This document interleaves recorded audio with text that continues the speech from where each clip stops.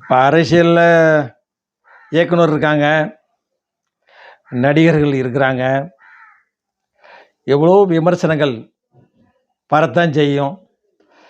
எதிரின்னு ஒருத்தரை சொல்லுவோம், பல எதிரி இருப்பாங்க அரசியலில்.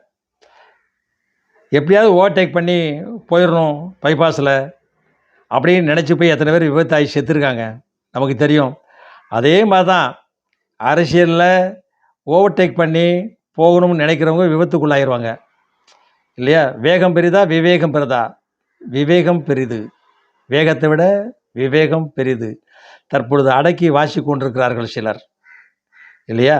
அதெல்லாம் பார்த்து தான் இன்றைக்கி கொஞ்சம் அடக்கி வாசிக்க வேண்டும் என்பதற்காக சற்று அமைதிப்படுத்தி கொள்ளலாம் என்ற நிலையில் தற்பொழுது தமிழக வெற்றிக்கழக ரசிகர்களும் இருக்க வேண்டும், தொண்டர்களும் அமைதியாக இருக்க வேண்டும் என்று மக்கள் சார்பாக கேட்டுக்கொள்கிறோம்.